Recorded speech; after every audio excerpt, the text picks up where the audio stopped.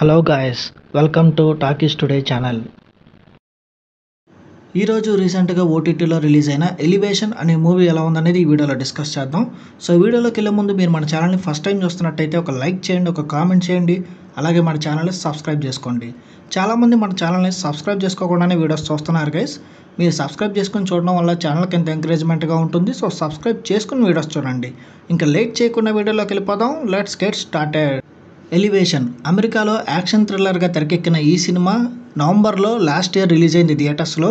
రీసెంట్గా జియో హాట్స్టార్లో ఓటీటీలో స్ట్రీమింగ్కి వచ్చింది. ఇంగ్లీష్తో పాటు అన్ని లాంగ్వేజెస్లోనూ ఈ సినిమా అవైలబుల్గా ఉంది. ఈ సినిమా ఎలా ఉందో ఇప్పుడు చూద్దాం. ఈ సినిమా బోల్డర్ అనే ఒక సిటీకి దూరంగా ఉన్న ఒక కొండ ప్రాంతం దగ్గర జరుగుతూ ఉంటుంది. దాదాపు 8,000 అడుగుల ఎత్తైన ఆ ప్రదేశంలో కొంతమంది భయం గుప్పెట్లో పెట్టుకుని బతుకుతూ ఉంటారు. అందుకు కారణం రేపర్స్ అని చెప్పబడే ఒక విచిత్రమైన జంతువుల వలన. చూడడానికి మొసలి మాదిరిగా కనిపించే ఈ జంతువులు చాలా వేగంగా పరిగెడతాయి. అంతేకాకుండా మనిషి యొక్క శ్వాసను సైతం పసిగట్టి వేటాడగలుగుతాయి.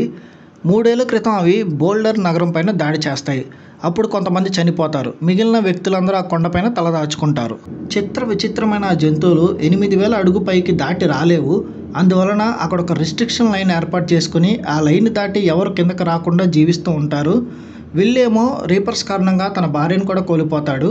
అప్పటి నుంచి తన 8 ఏళ్ల కొడుకు హంటర్ని తనే ఆలనా పాలనా చూసుకుంటూ ఉంటాడు. హంటర్ కొంతకాలంగా ఊపిరితిత్తుల వ్యాధితో బాధపడుతూ ఉంటాడు. అతను ఎప్పటికప్పుడు ఆక్సిజన్ అందించే ఫిల్టర్స్ మారుస్తూ ఉండాలి. విల్కి కొంత దగ్గరలోనే నీనా అండ్ టీకా ఇద్దరు నివసిస్తూ ఉంటారు. ఇద్దరు చాలా ఒంటరిగా ఉంటారు. రీపర్స్ కారణంగా వాళ్ళ ఫ్యామిలీని పోగొట్టుకున్నందుకు నీనా ప్రతీకారంతో రగిలిపోతూ ఉంటుంది. రీపర్స్ని అంతం చేయడానికి తగిన ఆయుధాలని వెతుకుతూ ఆ ప్రయత్నంలో ఉంటుంది.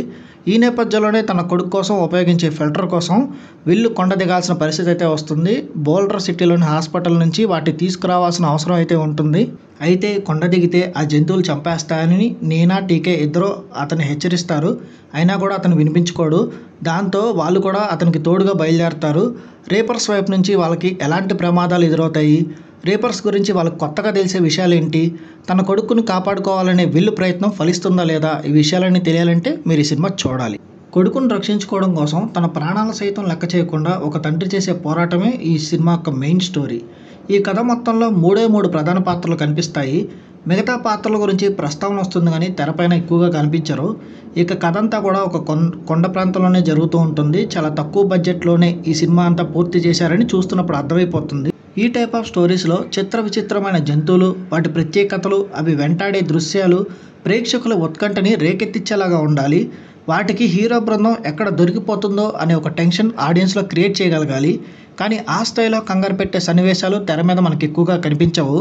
అందువలన ఈ సినిమా ఆశించిన స్థాయిలో మనకి ఎక్కువగా ఇంపాక్ట్ క్రియేట్ చేయదు. ఈ సినిమా టెక్నికల్ డిపార్ట్మెంట్ చూసుకున్నట్టయితే ఈ సినిమాకి అందించిన సినిమాటోగ్రఫీ పర్వాలేదు అనిపిస్తుంది. ఈ సినిమాకి అందించిన బీజిఎం కూడా చాలా ఓకేగా అనిపించింది. ఎడిటింగ్ ఇంకొంచెం బెటర్గా ఉండుంటే బాగుండేది అనిపించింది. ఇక డైరెక్టర్ విషయానికి వస్తే కొడుకు ప్రాణాల కోసం తండ్రి ఎంతకైనా తెగించక తప్పని పరిస్థితిని తీసుకొచ్చి అతని ప్రమాదాల నుంచి కాపాడే లైన్ కొంచెం ఇంట్రెస్టింగ్గానే కనిపిస్తుంది. కానీ ఆ మార్గంలో వచ్చే సమస్యలు, వాటిని అధిగమించడం, ఇలాంటి సన్నివేశాలు ఆడియన్స్ ఆశించిన రేంజ్లో ఆవిష్కరించలేకపోయారు. ఇంకా ఓవరాల్గా చూసుకున్నట్టయితే ఈ విచిత్రమైన జంతువులు నగరాలపై విరుచుకుపడడం, దాదాపు అందరినీ చంపేయడం, మిగిలిన కొందరు వాటిని ఎదుర్కోవడం, ఇలాంటి స్టోరీస్తో గతంలో చాలా సినిమాలు వచ్చాయి. అయితే అలాంటి స్టోరీని కాస్త తక్కువ బడ్జెట్లో చెప్పడానికి చేసిన ప్రయత్నమే ఈ సినిమా.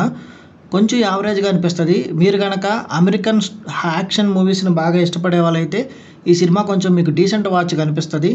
ఈ మూవీకి మన టాకీస్ టుడే ఛానల్ వాళ్ళు ఇస్తున్న రివ్యూ రేటింగ్ 2.5/5. ఇది నా ఒపీనియన్ మాత్రమే. ఈ సినిమాని మీరు ఆల్రెడీ చూసినట్టయితే ఈ సినిమా మీకు ఎలా అనిపించింది అనేది కింద కామెంట్ సెక్షన్లో మెన్షన్ చేయండి. ఇంకెవరైనా మన ఛానల్ సబ్స్క్రైబ్ చేసుకోకపోతే ఇప్పుడే సబ్స్క్రైబ్ చేసుకోండి. వీలైతే పక్కన ఉన్న బెల్ బటన్ కూడా ప్రెస్ చేసి పెట్టుకోండి. ఇది ఇవాల్టి వీడియో గైస్. మళ్ళీ ఇంకొక మంచి వీడియోతో మీ ముందుకు వస్తాను. Thanks for watching. జై హింద్.